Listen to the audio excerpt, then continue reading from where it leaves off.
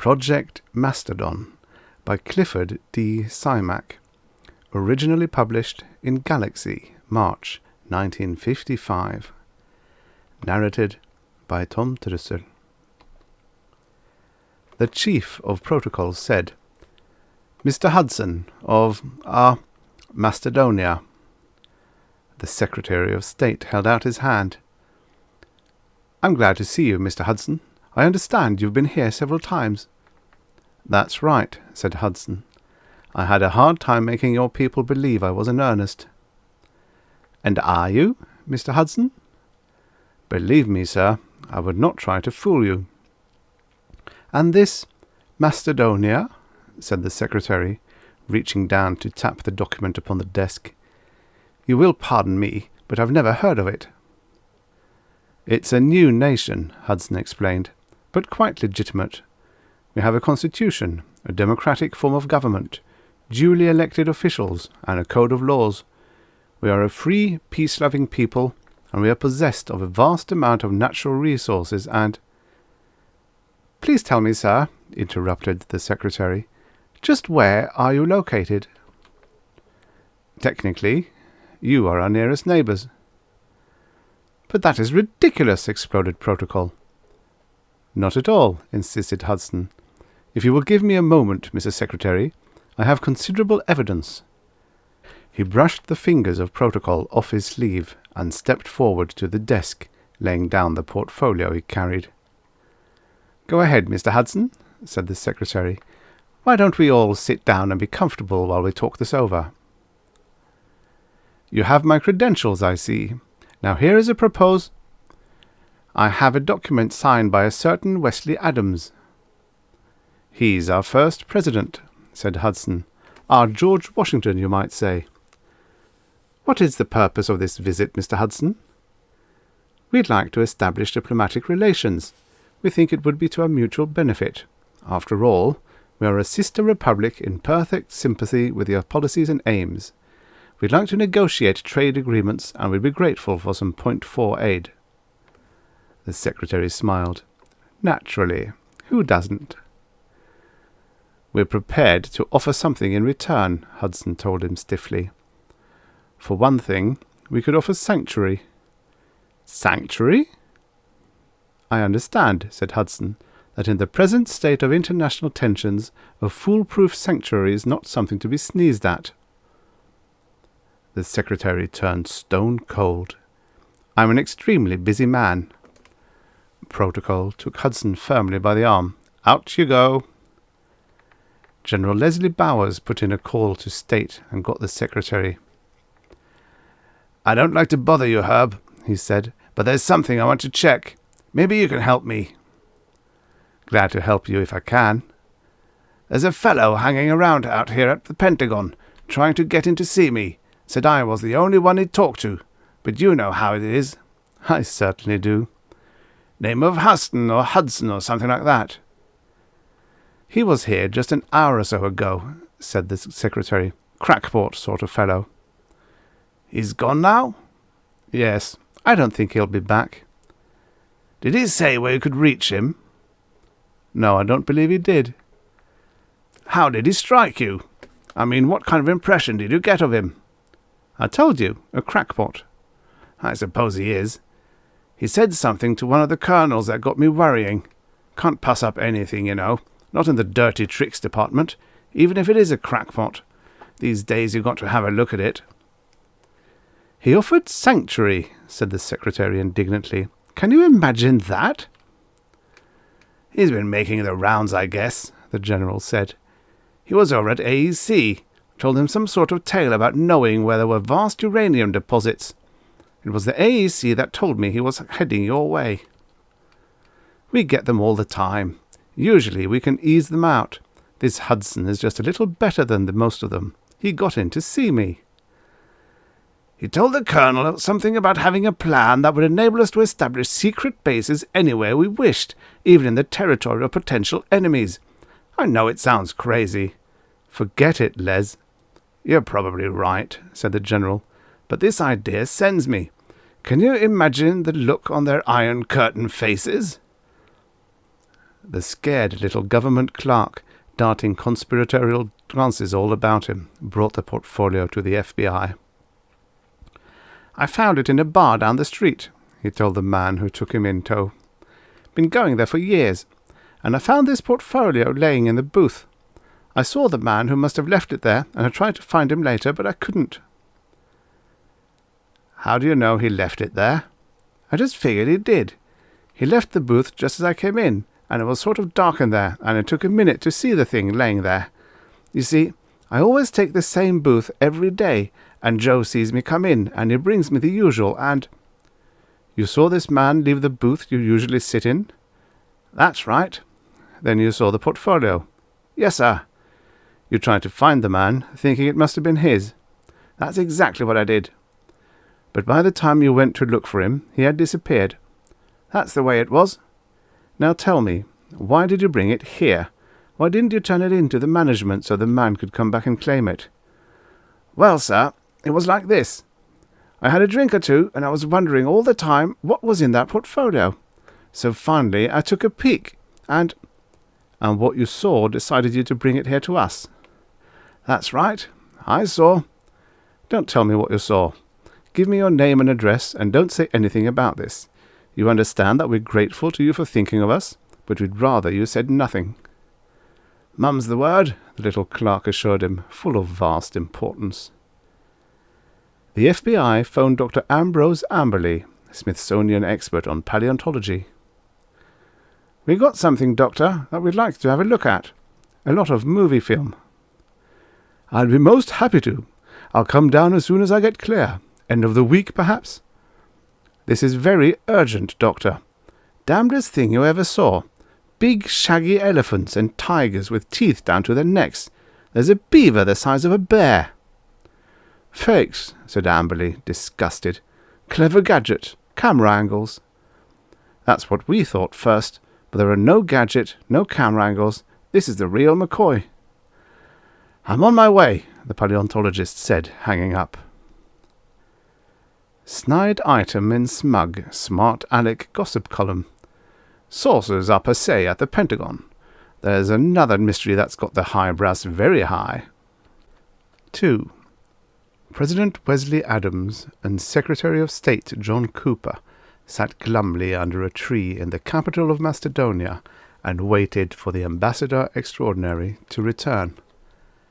"I tell you, Wes," said Cooper, who under various pseudonyms was also the Secretaries of Commerce, Treasury, and War. "This is a crazy thing we did. What if Chuck can't get back? They might throw him in jail, or something might happen to the time unit or the helicopter. We should have gone along." "We had to stay," Adams said. "You know what would happen to this camp or our supplies if we weren't around here to guard them?" "The only thing that's given us any trouble is that old Mastodon. If he comes around again, I'm going to take a skillet and bang him in the brisket." "That isn't the only reason either," said President Adams, "and you know it. We can't go deserting this nation now that we've created it. We have to keep possession. Just planting a flag and saying it's ours wouldn't be enough. We might be called upon for proof that we've established residence. Something like the old homestead laws, you know." "Well-established residence, sure enough," growled Secretary Cooper. "If something happens to that time unit or the helicopter." "You think they'll do it, Johnny?" "Who do what?" "The United States. Do you think they'll recognize us?" "Not if they know who we are." "That's what I'm afraid of." "Chuck will talk them into it. He can talk the skin right off a cat." "Sometimes I think we're going at this wrong." "Sure. Chuck's got the long-range view, and I suppose it's best. But maybe what we ought to do is grab a good, fast profit and get out of here. We could take in hunting parties at 10,000 a head, or maybe we could lease it to a movie company." "We can do all that, and do it legally and with full protection," Cooper told him, "if we can get ourselves recognized as a sovereign nation. If we negotiate a mutual defense pact, no one would dare get hostile because we could squawk to Uncle Sam." "All you say is true," Adams agreed, "but there are going to be questions. It isn't just a matter of walking into Washington and getting recognition. They'll want to know about us, such as our population. What if Chuck has to tell them it's a total of 3 persons? Cooper shook his head. He wouldn't answer that way, Wes. He'd duck the question, or give them some diplomatic double-talk. After all, how can we be sure there are only 3 of us? We took over the whole continent, remember? You know well enough, Johnny, there are no other humans back here in North America. The farthest back any scientist will place the migrations from Asia is 30,000 years. They haven't got here yet. Maybe we should have done it differently, mused Cooper. Maybe we should have included the whole world in our proclamation, not just the continent. That way, we could claim quite a population. It wouldn't have held water. Even as it is, we went a little further than precedent allows. The old explorers usually laid claim to certain watersheds. They'd find a river and lay claim to all the territory drained by the river. They didn't go grabbing off whole continents. That's because they were never sure of exactly what they had, said Cooper. We are. We have what you might call the advantage of hindsight. He leaned back against the tree and stared across the land. It was a pretty place, he thought, the rolling ridges covered by vast grazing areas and small groves, the forest-covered 10-mile river valley. And everywhere one looked, the grazing herds of Mastodon, giant bison and wild horses, with the less gregarious fauna scattered hit and miss.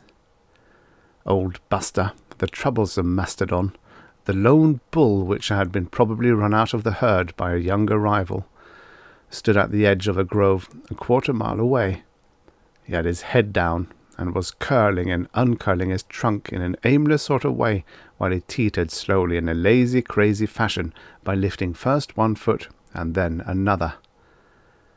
The old cuss was lonely, Cooper told himself. That was why he hung around like a homeless dog. Except that he was too big and awkward to have much pet appeal, and more than likely his temper was unstable. The afternoon sun was pleasantly warm, and the air, it seemed to Cooper, was the freshest he had ever smelled. It was, altogether, a very pleasant place, an Indian summer sort of land, ideal for a Sunday picnic or a camping trip. The breeze was just enough to float out from its flagstaff before the tent the national banner of Mastodonia, a red rampant mastodon upon a field of green. You know, Johnny, said Adams, there's one thing that worries me a lot. If we're going to base our claim on precedent, we may be way off base. The old explorers always claimed their discoveries for their nations or their king, never for themselves. The principle was entirely different, Cooper told him. Nobody ever did anything for himself in those days. Anyone was always under someone else's protection. The explorers either were financed by the governments or were sponsored by them or operated under a royal charter or a patent. With us, it's different. Ours is a private enterprise. You dreamed up the time unit and built it. The 3 of us chipped in to buy the helicopter.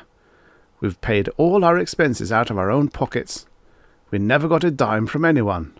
What we found is ours. I hope you're right, said Adams uneasily. Old Buster had moved out from the grove and was shuffling wary toward the camps. Adams picked up the rifle that lay across his knees. Wait, said Cooper sharply. Maybe he's just bluffing. It would be a shame to plaster him. He's such a nice old guy. Adams half raised the rifle. I'll give him 3 steps more, he announced. I've had enough of him. Suddenly a roar burst out of the air just above their heads. The 2 leapt to their feet. It's Chuck, Cooper yelled. He's back. The helicopter made a half-turn of the camp and came rapidly to earth. Trumpeting with terror, old Buster was a dwindling dot far down the grassy ridge. 3. They built the nightly fires circling the camp to keep out the animals. It'll be the death of me yet, said Adams wearily, cutting all this wood. We have to get to work on that stockade, Cooper said. We've fooled around too long. Some night, fire or no fire, a herd of Mastodon will come busting in, and if they ever hit the helicopter, we'll be dead ducks. It wouldn't take more than just 5 seconds to turn us into Robinson Crusoes of the Pleistocene. Well, now that this recognition thing has petered out on us, said Adams, maybe we can get down to business. Trouble is, Cooper answered, we spent about the last of our money on the chainsaw to cut this wood and on Chuck's trip to Washington. To build a stockade, we need a tractor. We'd kill ourselves if we tried to rustle that many logs barehanded. Maybe we could catch some of those horses running around out there. Have you ever broken a horse? No, that's one thing I never tried. Me either. How about you, Chuck? Not me, said the ex-ambassador extraordinary bluntly. Cooper squatted down beside the coals of the cooking fire and twirled the spit. Upon the spit were 3 grouse and 6 quail. The huge coffee pot was sending out a nose-tingling aroma. Biscuits were baking in the reflector. We've been here 6 weeks, he said, and we're still living in a tent and cooking on an open fire. We'd better get busy and get something done. The stockade first, said Adams, and that means a tractor. We could use the helicopter. Do you want to take the chance? That's our getaway, once something happens to it. I guess not, Cooper admitted, gulping. We could use some of that .4 aid right now, commented Adams. They threw me out, said Hudson. Everywhere I went, sooner or later they got around to throwing me out. They were real organized about it. Well, we tried, Adams said. And to top it off, added Hudson, I had to go and lose all that film, and now we have to waste our time taking more of it. Personally, I don't ever want to let another saber-tooth get that close to me while I hold the camera. You didn't have a thing to worry about, Adams objected. Johnny was right there behind you with a gun. Yeah, with the muzzle about a foot from my head when he let go. I stopped him, didn't I? Demanded Cooper. With his head right in my lap. Maybe we don't have to take any more pictures, Adams suggested. We'll have to, Cooper said. There are sportsmen up ahead who'd fork over $10,000 easy for 2 weeks of hunting here. But before we could sell them on it, we'd have to show them movies. That scene with the saber-tooth would cinch it. If it didn't scare them off, Hudson pointed out. The last few feet showed nothing but the inside of his throat. Ex-Ambassador Hudson looked unhappy. I don't like the whole setup. As soon as we bring someone in, the news is sure to leak. And once the word gets out, there'll be guys lying in ambush for us, maybe even nations, scheming to steal the know-how, legally or violently. That's what scares me the most about those films I lost. Someone will find them, and they may guess what it's all about, but I'm hoping they either won't believe it or can't manage to trace us. We could swear the hunting parties to secrecy, said Cooper. How could a sportsman keep still about the mounted head of a saber-tooth or a record piece of ivory? And the same thing would apply to anyone we approached. Some university would raise dough to send a team of scientists back here, and a movie company would cough up plenty to use this place as a location for a caveman epic. But it wouldn't be worth a thing to either of them if they couldn't tell about it. Now, if we could have gotten recognition as a nation, we'd have been all set. We could make our own laws and regulations and be able to enforce them. We could bring in settlers and establish trade. We could exploit our natural resources. It would all be legal and above board. We could tell who we were, and where we were, and what we had to offer. We aren't licked yet, said Adams. There's a lot that we can do. Those river hills are covered with ginseng. We can each dig 12 pounds a day. There's good money in the root. Ginseng root, Cooper said, is peanuts. We need big money. Or we could trap, offered Adams. The place is alive with beaver. Have you taken a good look at those beaver? They're about the size of a St. Bernard. All the better. Think how much just one pelt would bring. No dealer would believe that it was beaver. He'd think you're trying to pull a fast one on him. and there are only a few states that allow beaver to be trapped. To sell the pelts, even if you could, you'd have to take out licenses in each of those states." "Those Mastodon carry a lot of ivory," said Cooper, "and if we wanted to go north, we'd find mammoths that could carry even more." "And get socked into the jug for ivory smuggling."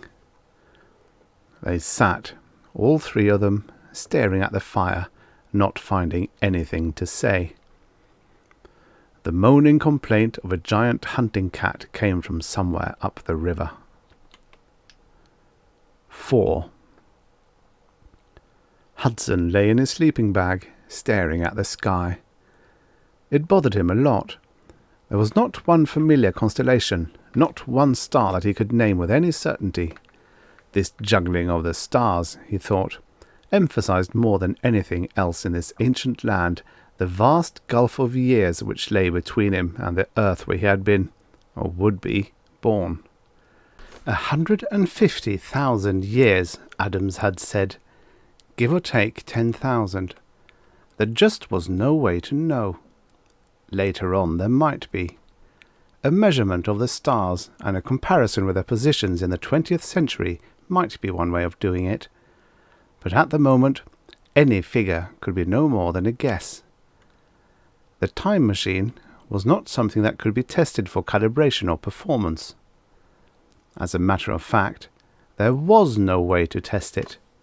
They had not been certain, he remembered, the first time they had used it, that it would really work.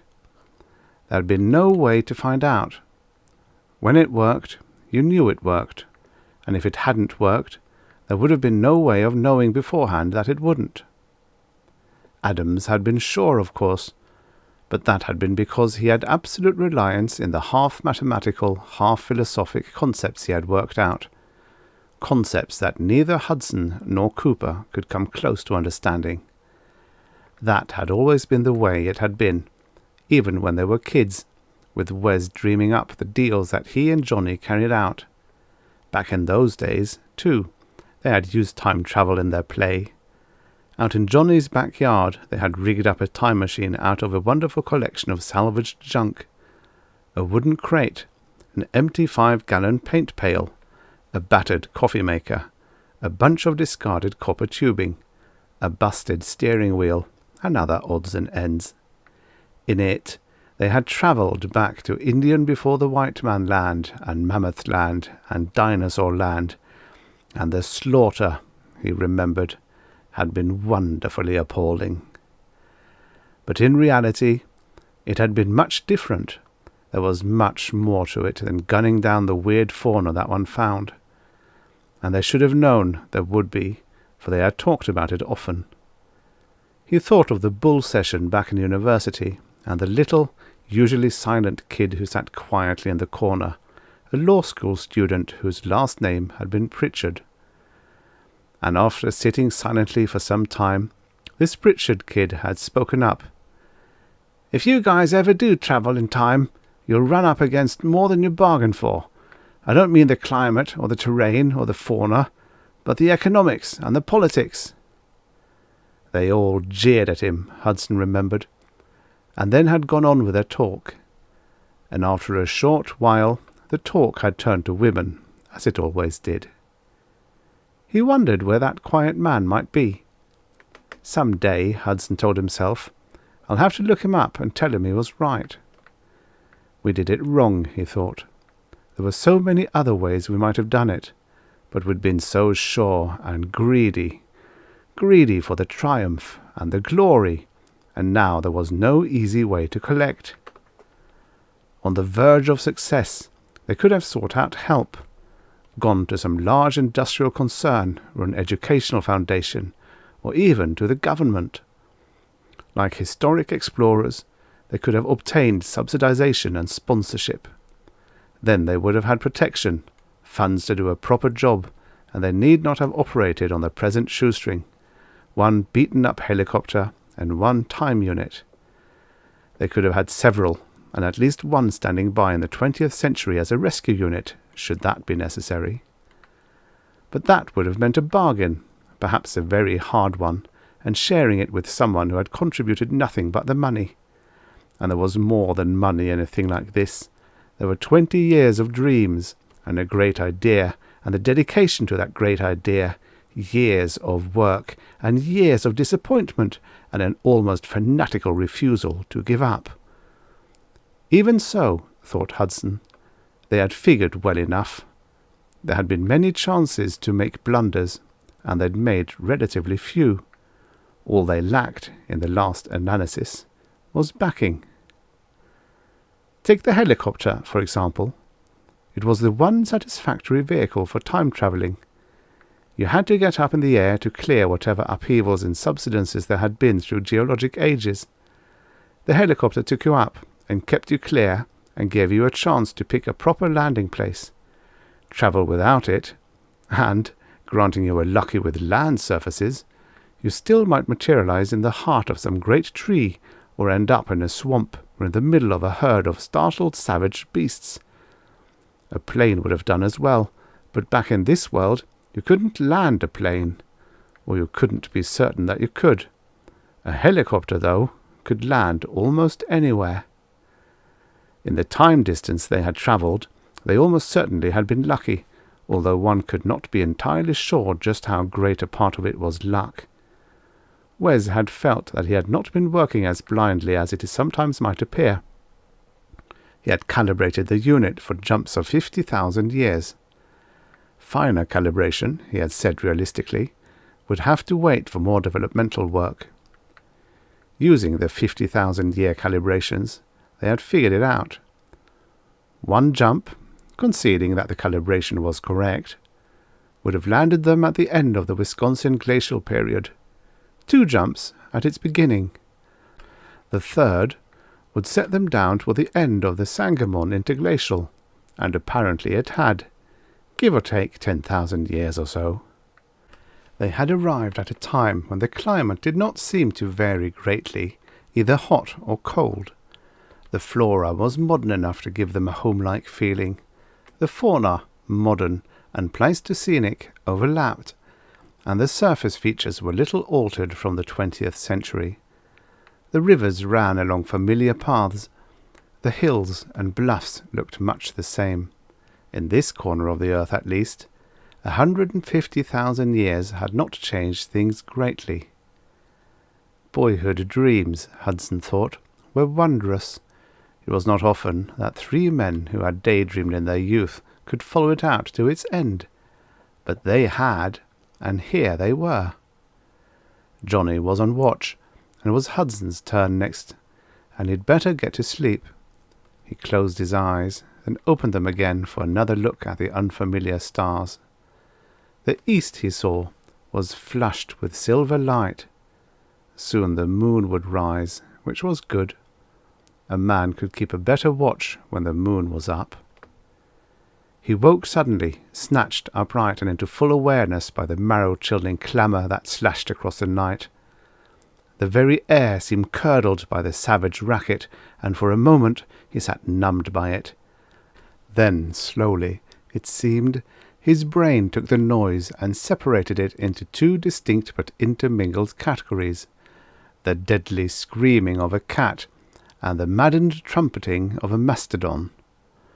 The moon was up, and the countryside was flooded by its light. Cooper, he saw, was out beyond the watchfires, standing there and watching with his rifle ready. Adams was scrambling out of his sleeping bag, swearing softly to himself. The cooking fire had burned down to a bed of mottled coals, but the watchfires still were burning, and the helicopter, parked within their circle, picked up the glint of flames. "It's Buster," Adams told him angrily. "I'd know that bellowing of his anywhere. He's done nothing but parade up and down and bellow ever since we got here. And now he seems to have gone out and found himself a saber-tooth." Hudson zipped down his sleeping bag, grabbed up his rifle, and jumped to his feet, following Adams in a silent rush to where Cooper stood. Cooper motioned at them. "Don't break it up. You'll never see the like of it again." Adams brought his rifle up. Cooper knocked the barrel down. "You fool!" he shouted. "Do you want them turning on us?" 200 yards away stood the Mastodon, and on his back the screeching saber-tooth. The great beast reared into the air and came down with a jolt, bucking to unseat the cat, flailing the air with his massive trunk. And as he bucked, the cat struck, and struck again with his gleaming teeth, aiming for the spine. Then the Mastodon crashed head downward, as if to turn a somersault, rolled, and was on his feet again, closer to them now than he had been before. The huge cat had sprung off. For a moment the two stood facing one another. Then the tiger charged, a flowing streak of motion in the moonlight. Buster wheeled away, and the cat, leaping, hit his shoulder, clawed wildly, and slid off. The Mastodon whipped to the attack, tusks slashing, huge feet stamping. The cat caught a glancing blow of one of the tusks, screamed and leapt up to land in spread-eagle fashion upon Buster's head.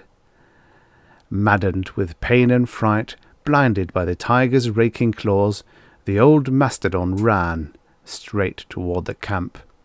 And as he ran, he grasped the cat in his trunk and tore him from his hold, lifted him high, and threw him.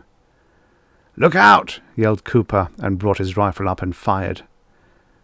For an instant Hudson saw it all as if it were a single scene, motionless, one frame snatched from a fantastic movie epic, the charging Mastodon with a tiger lifted, and the soundtrack one great blast of bloodthirsty bedlam. Then the scene dissolved in a blur of motion. He felt his rifle thud against his shoulder, knowing he had fired, but not hearing the explosion. And the Mastodon was almost on top of him, bearing down like some mighty and remorseless engine of blind destruction. He flung himself to one side, and the giant brushed past him. Out of the tail of his eye he saw the thrown saber-tooth crash to earth within the circle of watchfires. He brought his rifle up again, and caught the area behind Buster's ear within his sights. He pressed the trigger. The Mastodon staggered, then regained his stride and went rushing on. He hit one of the watchfires dead center and went through it, scattering coals and burning brands. Then there was a thud, and the screeching clang of metal. "Oh no!" shouted Hudson. Rushing forward, they stopped inside the circle of the fires. The helicopter lay tilted at a crazy angle. One of its rotor blades was crumpled. Half across it, as if he might have fallen as he tried to bull his mad way over it, lay the Mastodon. Something crawled across the ground toward them, its spitting, snarling mouth gaping in the firelight, its back broken, hind legs trailing. Calmly, without a word, Adams put a bullet into the head of the saber-tooth. 5. General Leslie Bowers rose from his chair and paced up and down the room. He stopped to bang the conference table with a knotted fist. "You can't do it," he bawled at them. "You can't kill the project. I know there's something to it. We can't give it up." "But it's been 10 years, General," said the Secretary of the Army. "If they're coming back, they'd be here by now." The General stopped his pacing, stiffened. Who did that little civilian squirt think he was, talking to the military in that tone of voice? "We know how you feel about it, General," said the chairman of the Joint Chiefs of Staff. "I think we all recognize how deeply you're involved. You've blamed yourself all these years, and there is no need of it. After all, there may be nothing to it." "Sir," said the General, "I know there's something to it. I thought so at the time, even when no one else did. And what we've turned up since serves to bear me out. Let's take a look at these 3 men of ours. We knew almost nothing of them at the time, but we know them now. I've traced out their lives from the time that they were born until they disappeared, and I might add that, on the chance it might be all a hoax, we've searched for them for years, and we've found no trace at all. I've talked with those who knew them, and I've studied their scholastic and military records. I've arrived at the conclusion that if any 3 men could do it, they were the ones who could. Adams was the brains, and the other 2 were the ones who carried out the things that he dreamed up. Cooper was a bulldog sort of man who could keep them going, and it would be Hudson who would figure out the angles. And they knew the angles, gentlemen. They had it all doped out. What Hudson tried here in Washington is substantial proof of that. But even back in school, they were thinking of those angles. I talked some years ago to a lawyer in New York, named of Pritchard. He told me that even back in university they talked of the economic and political problems that they might face if they ever cracked what they were working at. Wesley Adams was one of our brightest young scientific men. His record at the university and his war work bears that out. After the war, there were at least a dozen jobs he could have had, but he wasn't interested. And I'll tell you why he wasn't. He had something bigger, something he wanted to work on. So he and these two others went off by themselves.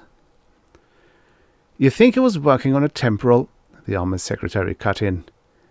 He was working on a time machine, roared the General. I don't know about this temporal business. Just plain time machine is good enough for me. Let's calm down, General, said the JCS chairman. After all, there's no need to shout. The General nodded. I'm sorry, sir. I get all worked up about this. I've spent the last 10 years with it.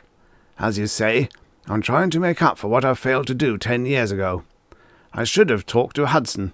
I was busy, sure, but not that busy. It's an official state of mind that we're too busy to see anyone, and I plead guilty on that score. And now that we're talking about closing the project... It's costing us money, said the Army Secretary. And we've no direct evidence, pointed out the JCS chairman. I don't know what you want, snapped the General. If there was any man alive who could crack time, that man was Wesley Adams. We found where he worked.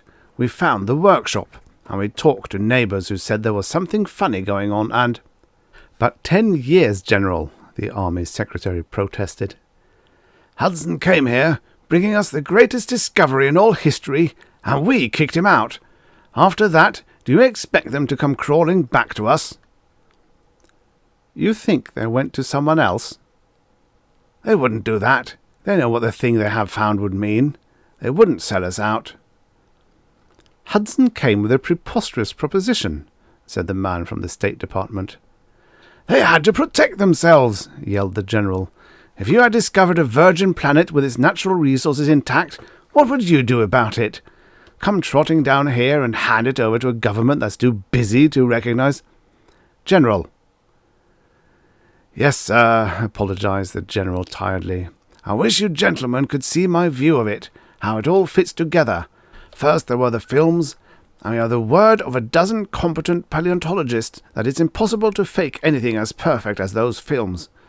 But even granting that they could be, there are certain differences that no one would ever think of faking, because no one ever knew.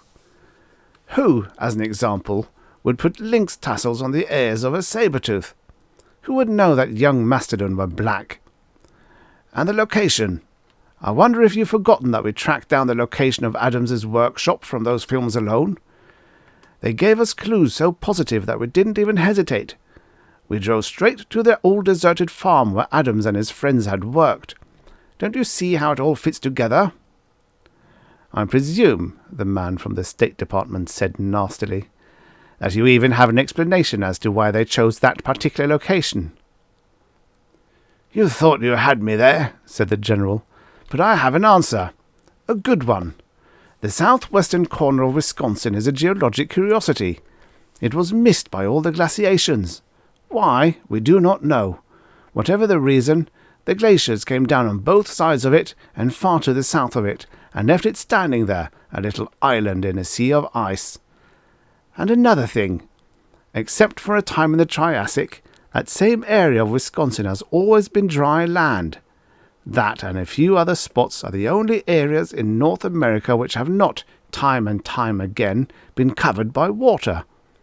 I don't think it necessary to point out the comfort it would be to an experimental traveller in time to be certain that, in almost any era he might hit, he'd have dry land beneath him. The economics expert spoke up. We've given this matter a lot of study, and while we do not feel ourselves competent to rule upon the possibility or impossibility of time travel, there are some observations I would like, at some time, to make. "Go ahead right now," said the JCS chairman. "We see one objection to the entire matter.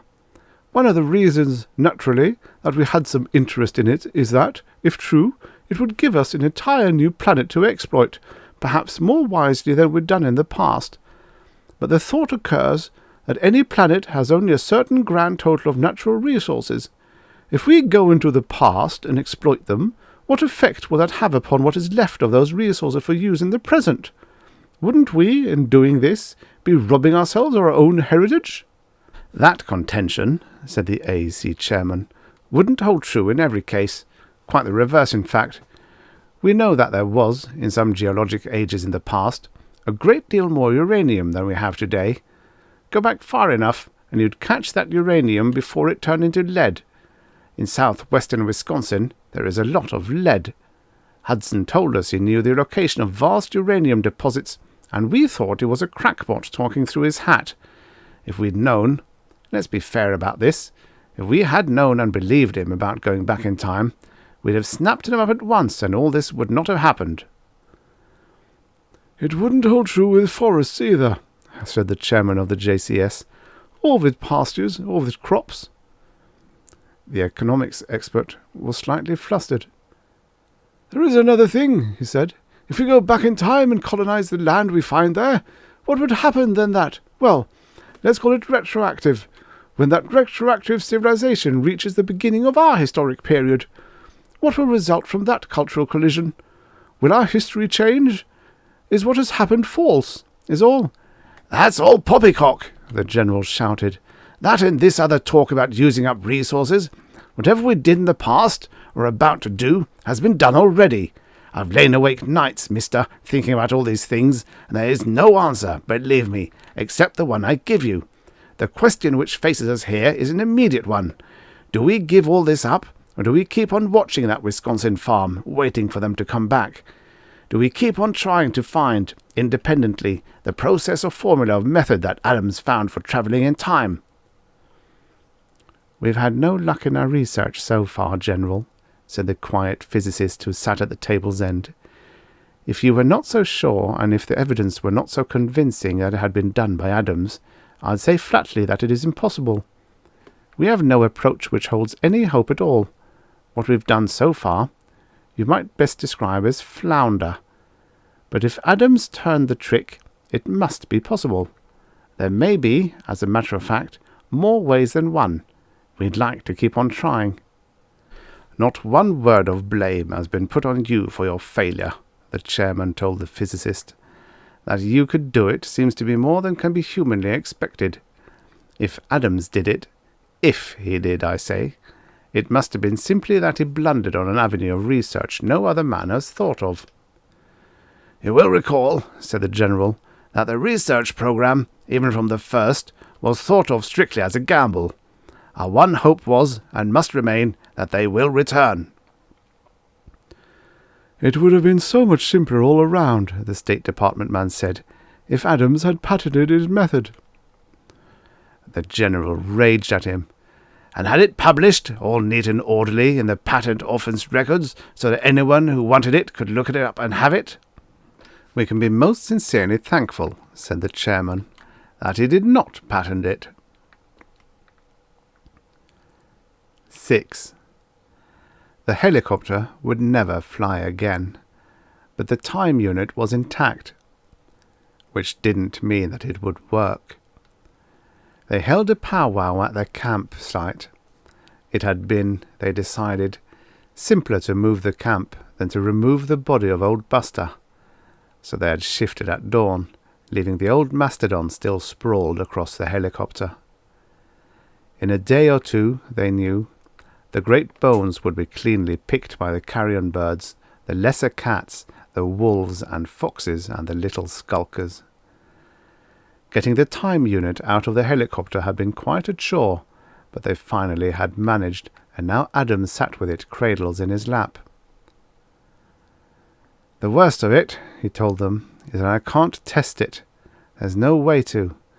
You turn it on, and it works, or it doesn't work. You can't know till you try." "That's something we can't help," Cooper replied. The problem, seems to me, is how we're going to use it without the whirlybird. We have to figure out some way to get up in the air, said Adams. We don't want to take the chance of going up into 20th century and arriving there about 6 feet underground. Common sense, so that we should be higher here than up ahead, Hudson pointed out. These hills have stood here since Jurassic times. They probably were a good deal higher then and have weathered down. That weathering still should be going on, so we should be higher here than in the 20th century.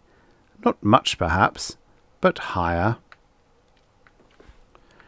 Did anyone ever notice what the altimeter read? Asked Cooper. I don't believe I did, Adams admitted. It wouldn't tell you anyhow, Hudson declared. It would just give a height then and now. And we were moving, remember. And what about air pockets and relative atmosphere density and all the rest? Cooper looked as discouraged as Hudson felt. How does this sound? Asked Adams. We build a platform 12 feet high. That certainly should be enough to clear us and yet small enough to stay within the range of the unit's force field. And what if we're 2 feet higher here? Hudson pointed out. A fall of 14 feet wouldn't kill a man unless he's plain unlucky. It might break some bones. So it might break some bones. You want to stay here or take a chance on a broken leg? All right, if you put it that way. A platform, you say.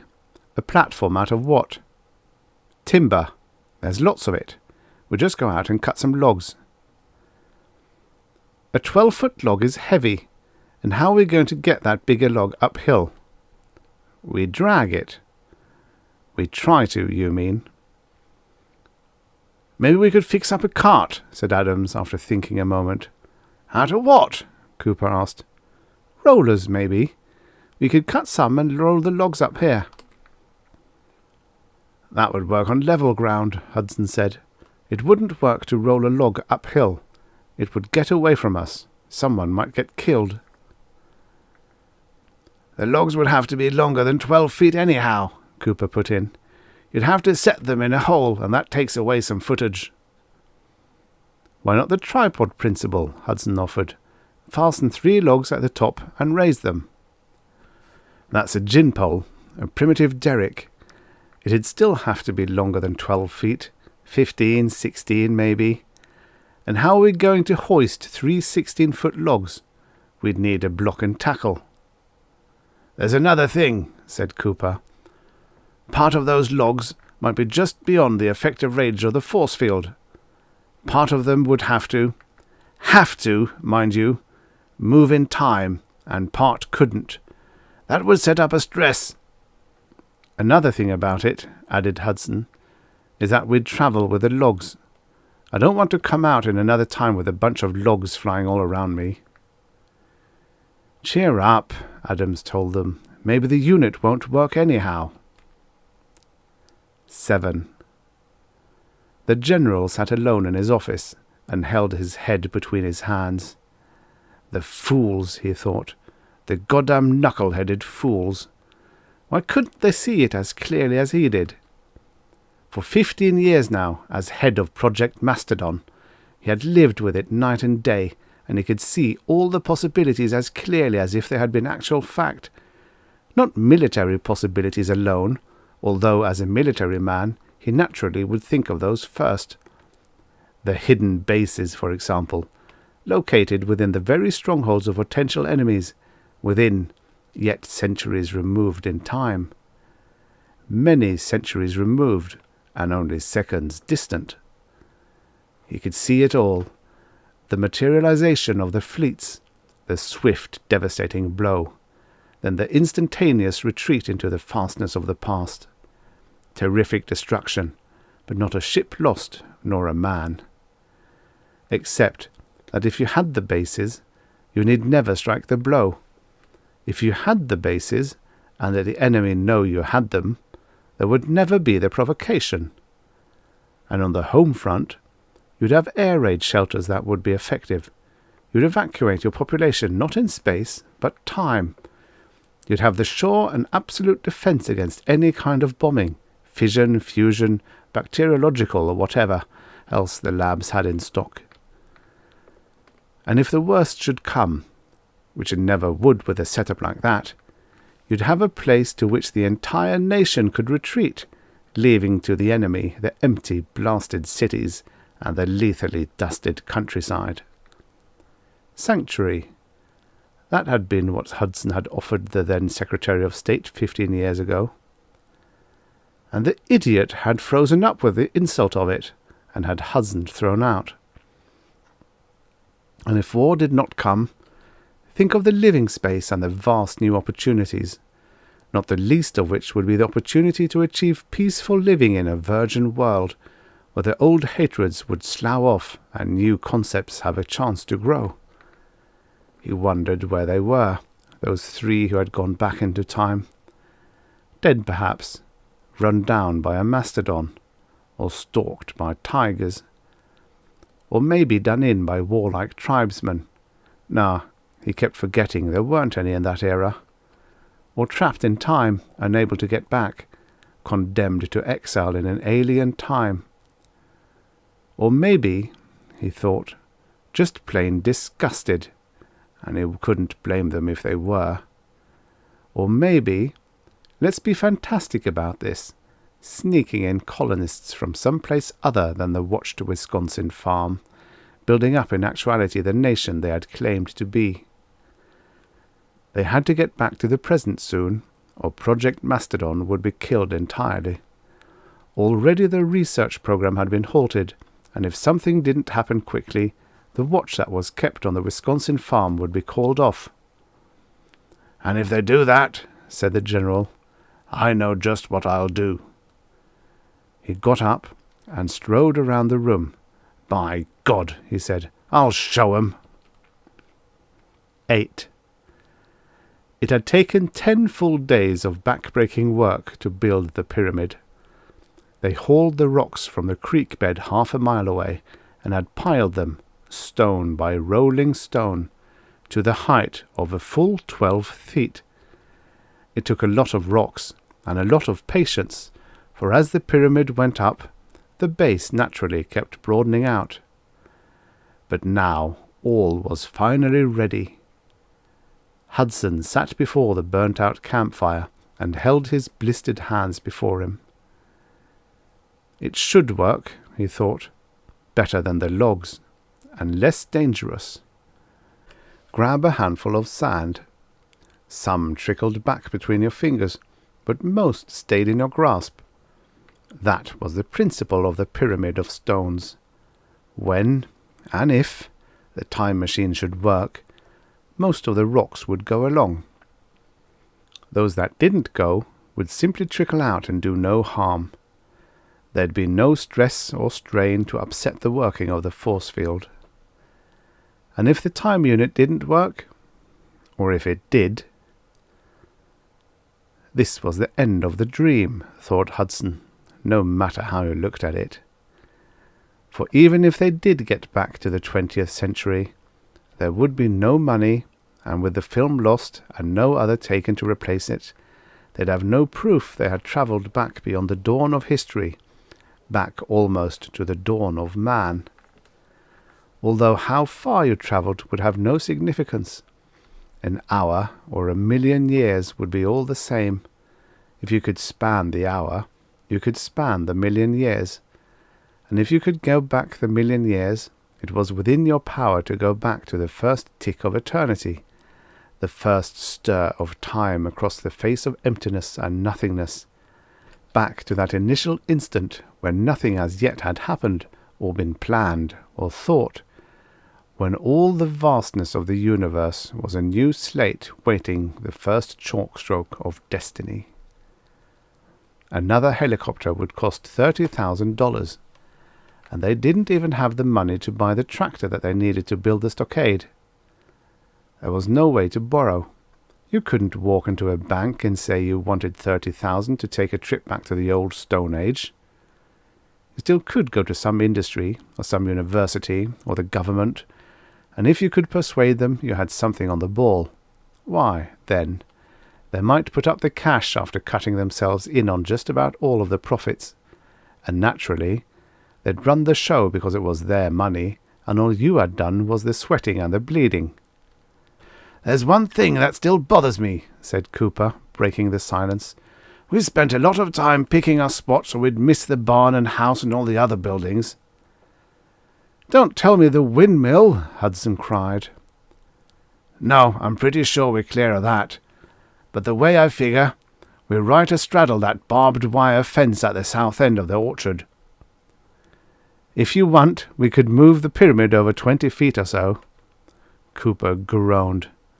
"I'll take my chances with the fence." Adams got to his feet, the time unit tucked underneath his arm. "Come on, you guys, it's time to go."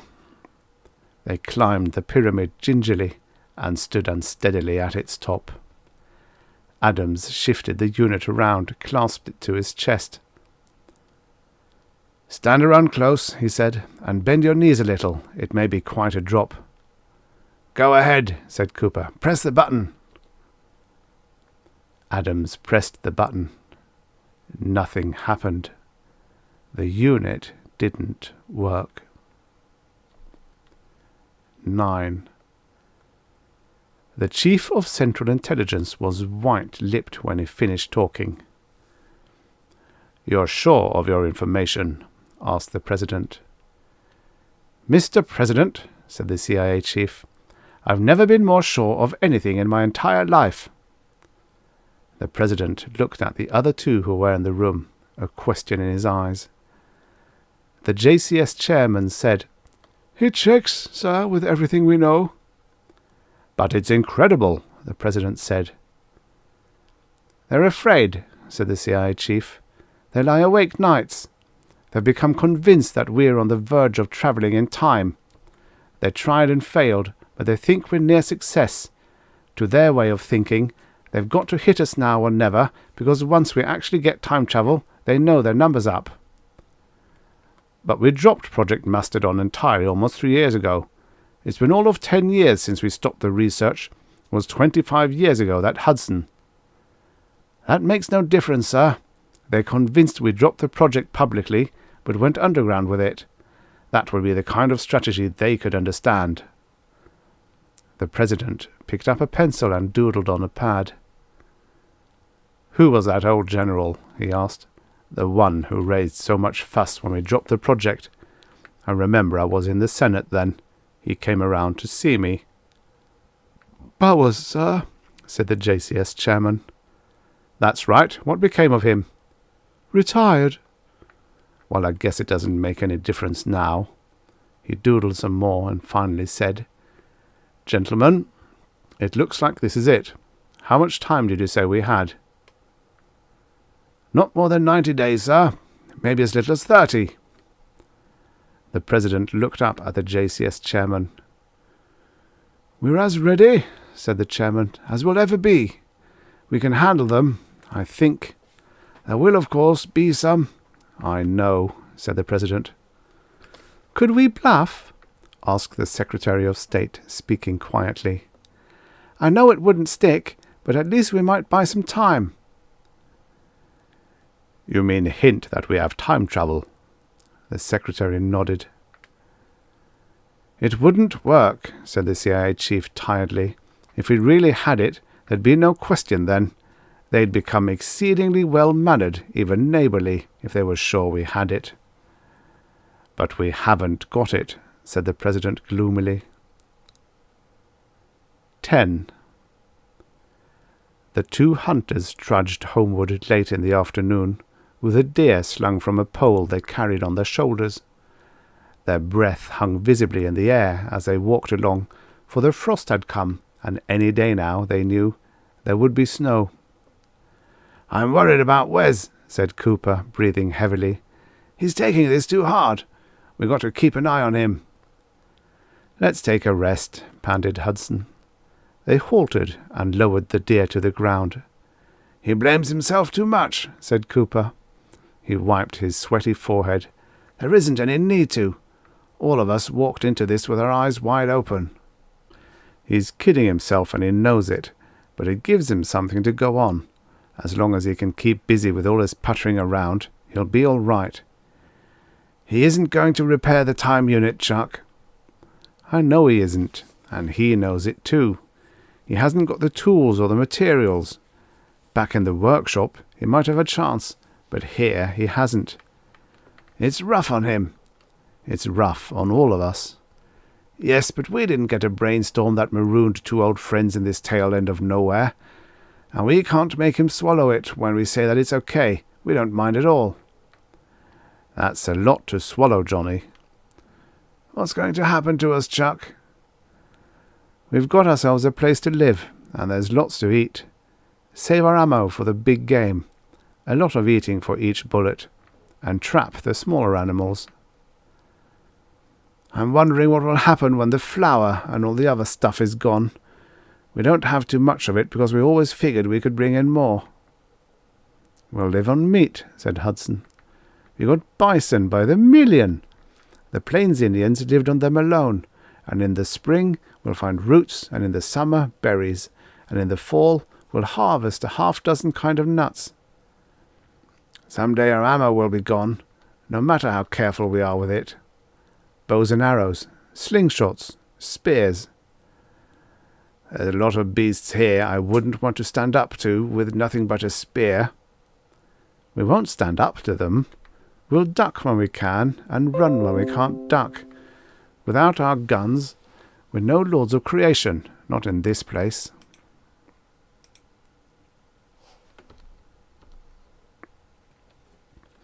We won't stand up to them.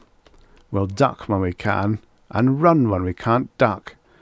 Without our guns, we're no lords of creation, not in this place. If we're going to live, we'll have to recognize that fact. And if one of us gets sick, or breaks a leg, or... we'll do the best we can. Nobody lives forever. But they were talking around the thing that really bothered them, Hudson told himself. Each of them afraid to speak the thought aloud. They'd live all right, so far as food, shelter, and clothing were concerned. And they'd live most of that time in plenty, for this was a fat and open-handed land, and a man could make an easy living. But the big problem, the one they were afraid to talk about, was their emptiness of purpose. To live, they had to find some meaning in a world without society. A man cast away on a desert isle could always live for hope, but here there was no hope. A Robinson Crusoe was separated from his fellow humans by, at the most, a few thousand miles. Here they were separated by 150,000 years. Wes Adams was the lucky one so far. Even playing his 1,000-to-1 shot, he still held tightly to a purpose, feeble as it might be, the hope that he could repair the time machine. We don't need to watch him now, thought Hudson. The time we'll have to watch is when he's forced to admit he can't fix the machine. And both Hudson and Cooper had been kept sane enough, for there had been the cabin to be built, and the winter's supply of wood to cut, and the hunting to be done. But then there would come a time when all the chores were finished, and there was nothing left to do. "You ready to go?" asked Cooper. "Sure, all rested now," said Hudson. They hoisted the pole to their shoulders and started off again. Hudson had lain awake nights thinking of it, and all the thoughts had been dead ends. One could write a natural history of the Pleistocene, complete with photographs and sketches, and it would be a pointless thing to do, because no future scientist would ever have a chance to read it.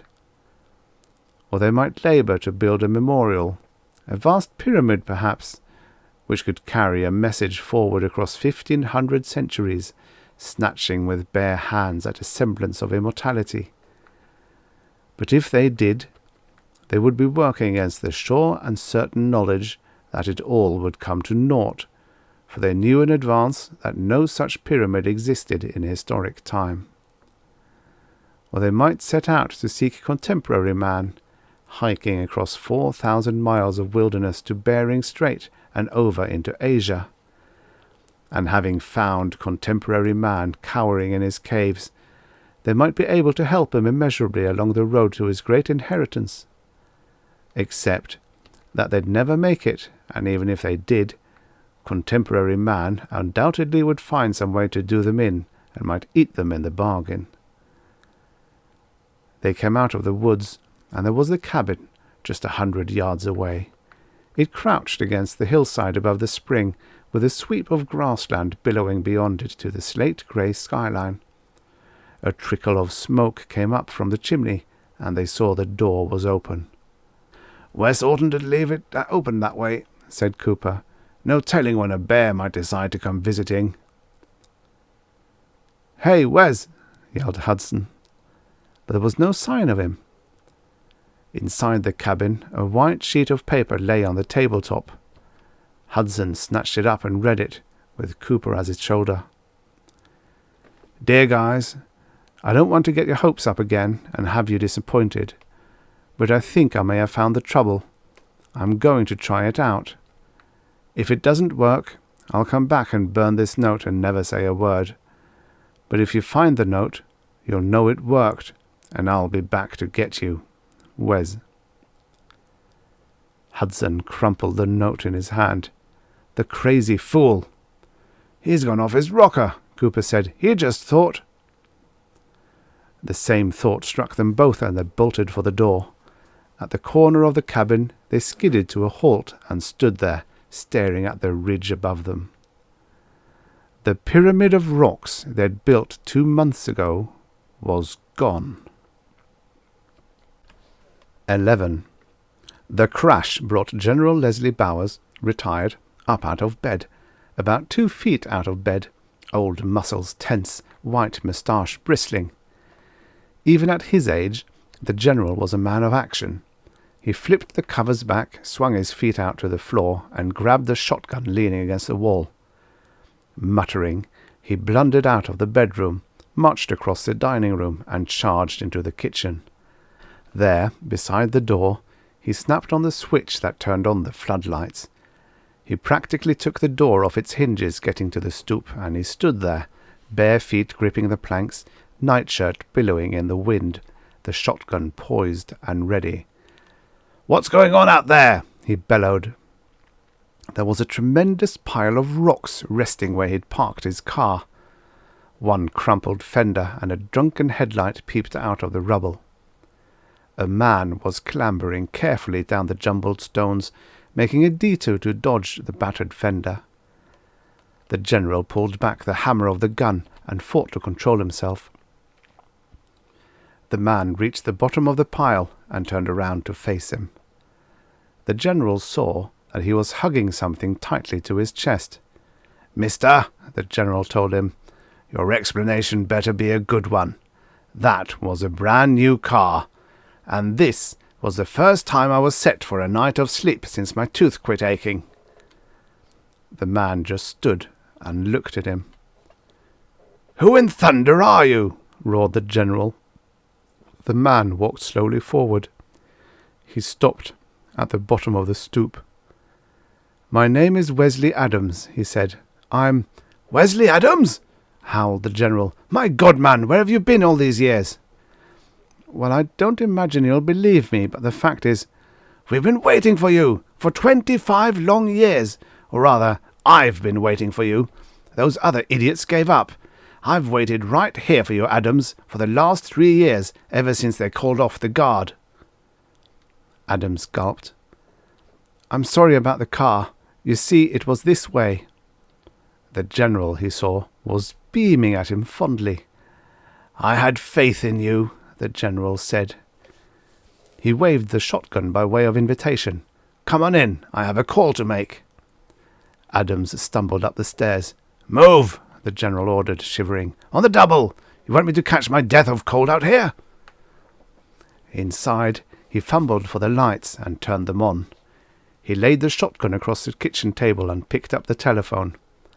"Give me the White House at Washington," he said. "Yes, I said the White House. The President? Naturally, he's the one I want to talk to. Yes, it's all right. He won't mind that I'm calling him. Sir, said Adams tentatively. The General looked up. What is it, Adams? Go ahead and say it. Did you say 25 years? That's what I said. What were you doing all that time? Adams grasped the table and hung on. But it wasn't. Yes, said the General to the operator. Yes, I'll wait. He held his hand over the receiver and looked inquiringly at Adams. I imagine you'll want the same terms as before. Terms? Sure. Recognition. Point 48. Defence Pact. I suppose so, Adams said. You got these saps across the barrel, the General told him happily. You can get anything you want. You rate it too after what you've done and the bonehead treatment you got, but especially for not sailing out. 12. The night editor read the bulletin just off the teletype. Well, what do you know, he said. We just recognized Mastodonia. He looked at the copy chief. Where the hell is Mastodonia? He asked. The copy chief shrugged. Don't ask me. You're the brain in this joint. Well, let's get a map for the next edition, said the night editor. 13. Tabby, the saber-tooth, dabbed playfully at Cooper with his mighty paw. Cooper kicked him in the ribs, an equally playful gesture. Tabby snarled at him. Show your teeth at me, will you? Said Cooper. Raised you from a kitten, and that's a gratitude you show. Do it just once more, and I'll belt you in the chops. Tabby lay down blissfully and began to wash his face. Some day, warned Hudson, that cat will miss a meal, and that's the day you're it. Gentle as a dove, Cooper assured him. Wouldn't hurt a fly. Well, one thing about it. Nothing dares to bother us with that monstrosity around. Best watchdog there ever was. Got to have something to guard all this stuff we got. When Wes gets back, we'll be millionaires. All those furs and ginseng and the ivory. If he gets back. He'll be back. Quit your worrying. But it's been 5 years, Hudson protested. He'll be back. Something happened, that's all. He's probably working on it right now. Could be that he messed up the time setting when he repaired the unit, or it might have been knocked out of kilter when Buster hit the helicopter. That would take a while to fix. I don't worry that he won't come back. What I can't figure out is why did he go and leave us? I've told you, Hudson said. He was afraid it wouldn't work. There wasn't any need to be scared of that. We never would have laughed at him. No, of course we wouldn't. Then what was he scared of? Cooper asked. If the unit failed, and we knew it failed, Wes was afraid we'd try to make him see how hopeless and insane it was. And he knew we'd probably convince him, and then all his hope would be gone. And he wanted to hang on to that Johnny. He wanted to hang on to his hope, even when there wasn't any left. That doesn't matter now, said Cooper. What counts is that he'll come back. I can feel it in my bones. And here's another case, thought Hudson, of hope begging to be allowed to go on living. God, he thought, I wish I could be that blind. Wes is working on it right now, said Cooper confidently. 14. He was, not he alone, but 1,000 others working desperately, knowing that the time was short, working not alone for 2 men trapped in time, but for the peace they had all dreamed about, that the whole world had yearned for through the ages. For to be of any use, it was imperative that they could zero in the time machines they meant to build as an artilleryman would zero in a battery of guns, that each time machine would take its occupants to the same instant of the past, that their operation would extend over the same period of time, to the exact second. It was a problem of control and calibration, starting with a prototype that was calibrated as its finest instrument for jumps of 50,000 years. Project Mastodon was finally underway.